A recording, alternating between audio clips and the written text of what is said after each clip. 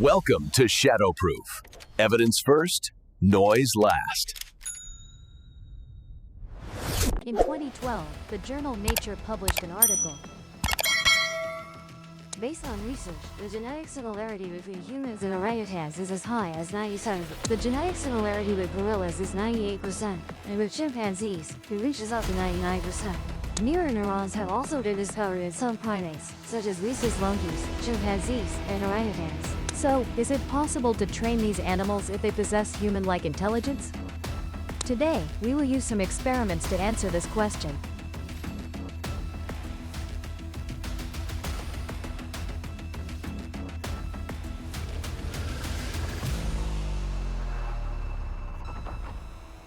In 1929, when Henry Levin, a mammalian researcher, visited Africa, he noticed a chimpanzee named Messi and brought it back to his home in Long Island, USA, to raise.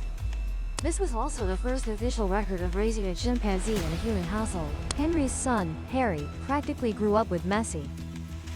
Some affectionate photos can still be found today, showing Messi hugging little Harry and playing with a boy.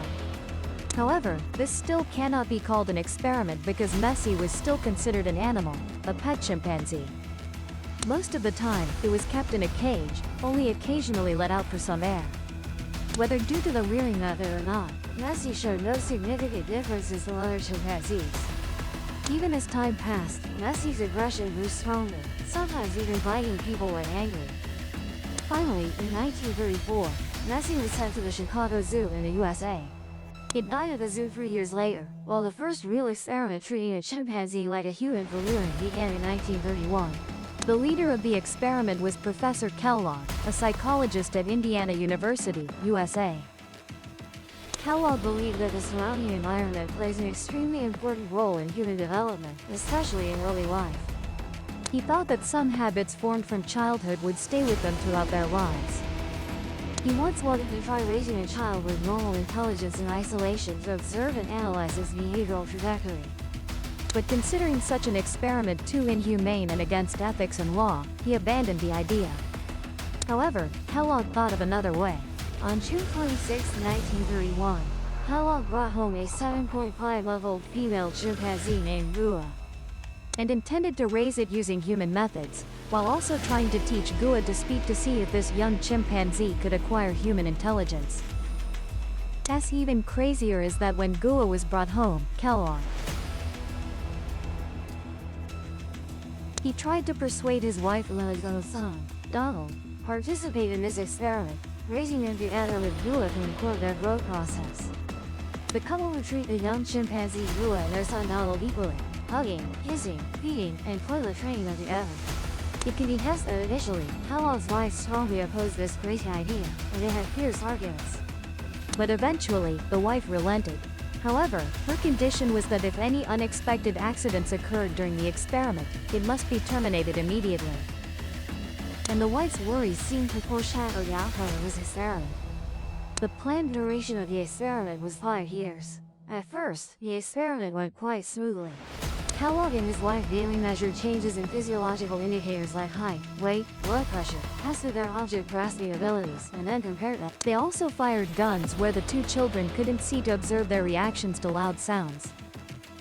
They intentionally played hide and seek with them to see if they would react and immediately search when their parents disappeared. The most interesting was the obstacle crossing test. The young chimpanzee Gua didn't hesitate and jumped over the obstacle, finding her father hiding behind the ape and the child.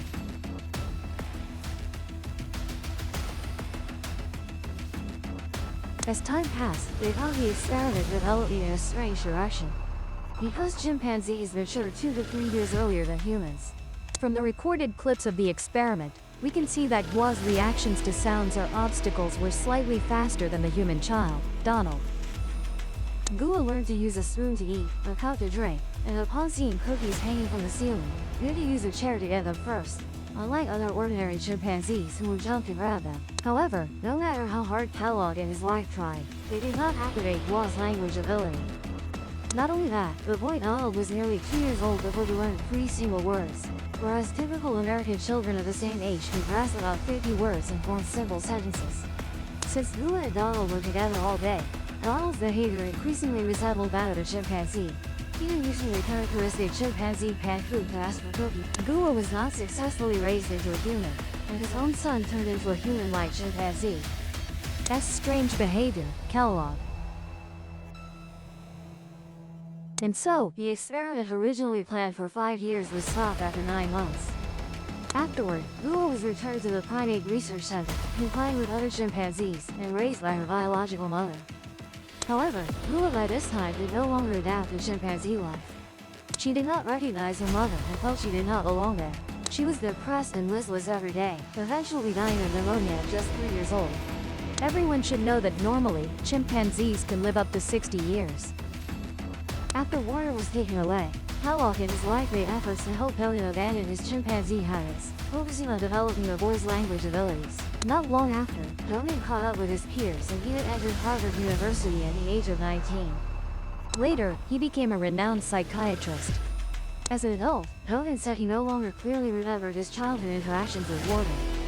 It seems these experiments did not significantly affect Donan. However, is that really the truth? At age 42, Donan's depression suddenly recurred, leading to death. No one knows exactly why Donan suffered from depression. Could the faint childhood memories in his subconscious have influenced him? But this seems to confirm Kellogg's initial hypothesis. Environment and childhood experiences follow a person throughout their life.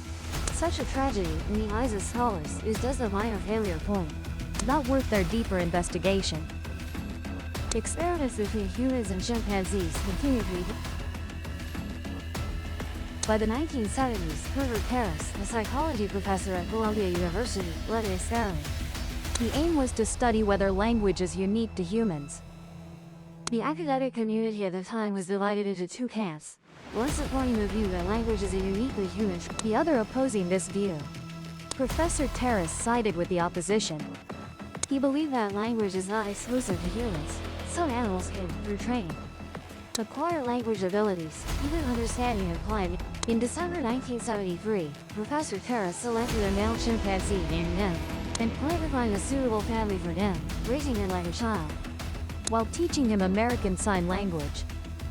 The reason for teaching Nim Sign Language was that scientists of the time had agreed Larynx's position is much higher than humans, so they lacked the basic physiological structure for human-like speech. But if they could learn sign language and use it to communicate with humans, it would prove they have language capabilities. Soon after, Professor Terrace found Nim's first surrogate mother, his 36-year-old doctoral student, Stephanie Lafarge. When first meeting Nim at the Primate Research Institute, Nim was only 10 days old. So small and adorable, the staff sedated Nim's biological mother, then separated the newborn chimpanzee from her. Stephanie witnessed this scene and vowed to treat Nim very well, and she did just that.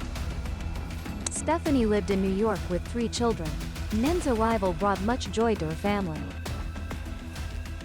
Under Stephanie's teaching, Nim quickly learned sign language for some single words, such as friend, me, hug, sorry, and even his own name, Nim. However, although Stephanie cared for Nim well, she was not concerned about the experiment. She did not record data or the experimental process, only enjoying her time with Nim. Not only that, after a tiring day at work, Stephanie would return to the living room, lean in her husband's arms, and smoke marijuana together. This caused Nim to inhale marijuana. Professor Terrace was very annoyed by this. He considered the experiment a serious scientific problem. Clearly, Stephanie did not follow his requirements in raising Nim. Soon after, Professor Terrace found another student, Laura, to take over Nim's education. Laura was a young student very enthusiastic about his experimental project. Under Laura's training, by age 3, Nim had learned 128 sign language symbols. According to Professor Terrace, Nim's language progress developed exponentially. However, new problems soon arose.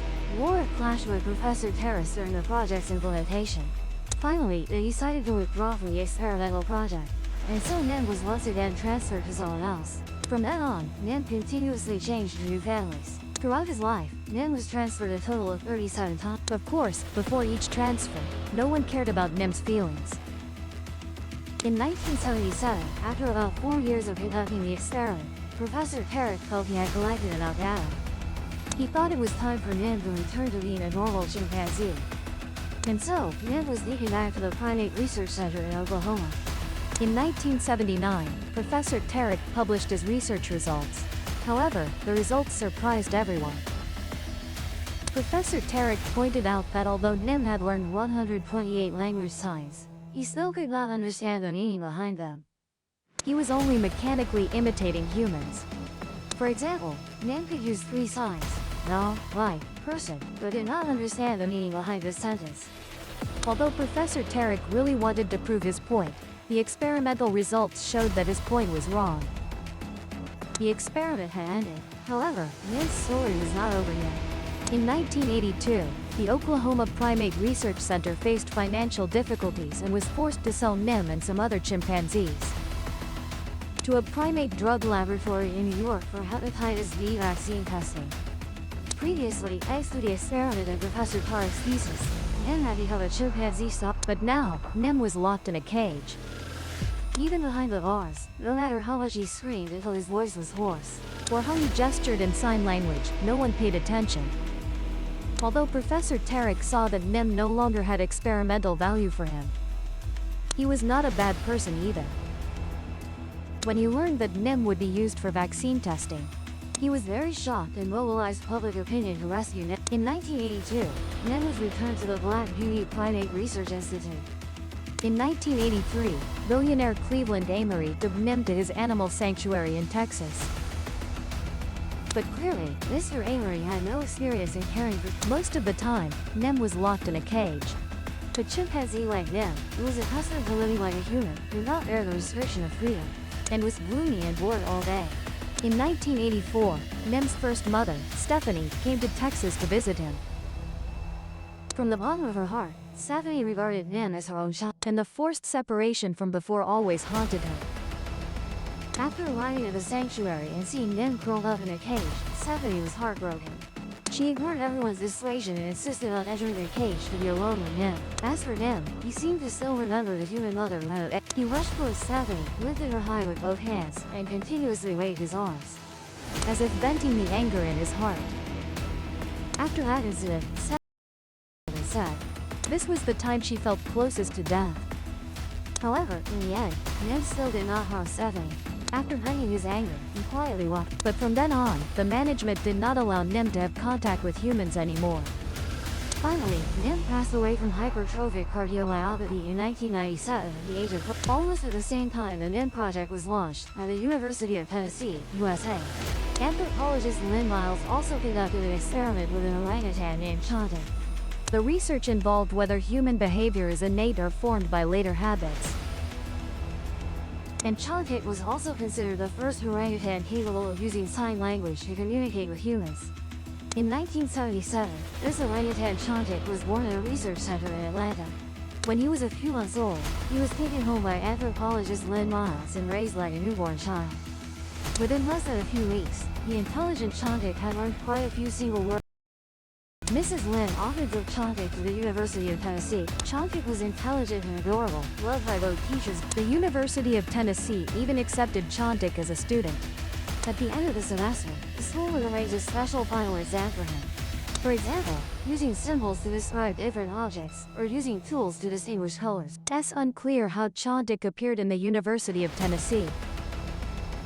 Over time, Mrs. Lynn began teaching Chimp deeper skills to integrate into human society. For example, using money and understanding its meaning.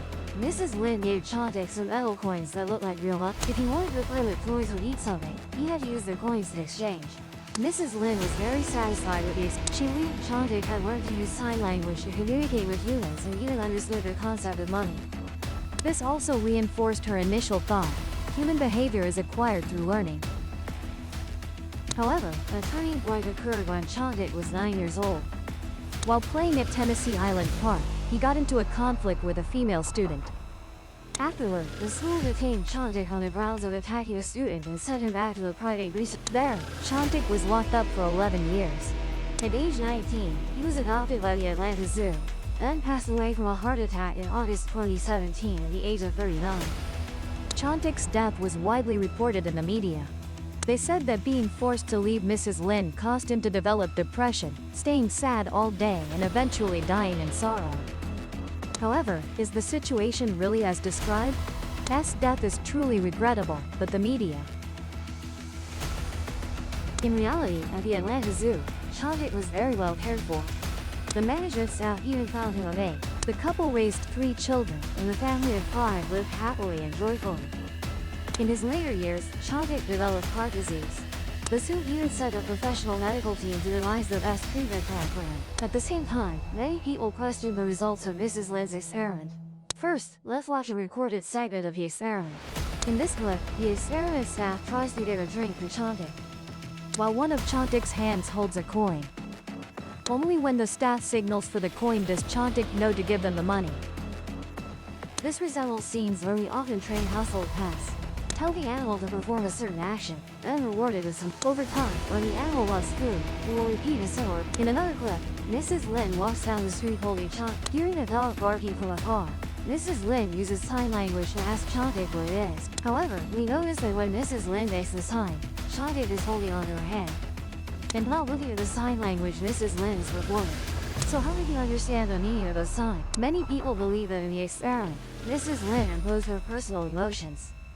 What she considered Chontic's language ability, understanding, and social communication were actually just her own interpretations. In the 70s and 80s, behaviorism was very popular in psychology. Many scientists believed the human brain was like a black box. All behaviors are responses to external environmental stimuli, which can be formed through reward and punishment. This also created a wave of raising apes in human society. However, with the development of science, we gradually understand that human language is not just for exchange. It is more like a tool for perceiving the environment built into the human brain. Other animal species cannot achieve human-like language understanding and civilization through learning. The overly close contact between humans and animals in the experiment, on one hand, makes the experiment. At the same time, it exposes the fragility and weakness of humans, increasing the risk of animal attack. On the other hand, invasive experiments that introduce animals into human society lead them to mistakenly believe they are members of it. After the experiments end, there is no reasonable arrangement for the rest of their lives. This is highly unethical for the animals. Today, the scientific community no longer permits experimental projects that involve animals deeply participating. Finally, let's return to the issue mentioned at the beginning of the video. The genetic similarity between humans and orangutans, gorillas, and chimpanzees reaches 97 to 99%. So why can't these primates have advanced intelligent civilizations? In fact, did you know? Our genetic similarity with cats is 90%, and with dairy cows is 80%. Even turtles and chickens share 60% genetic similarity with humans.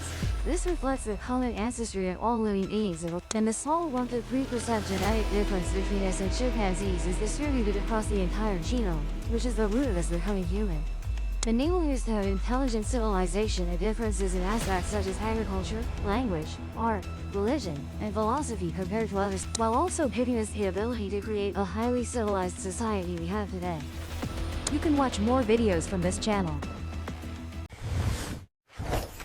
If the proof convinced you, subscribe and open the next case.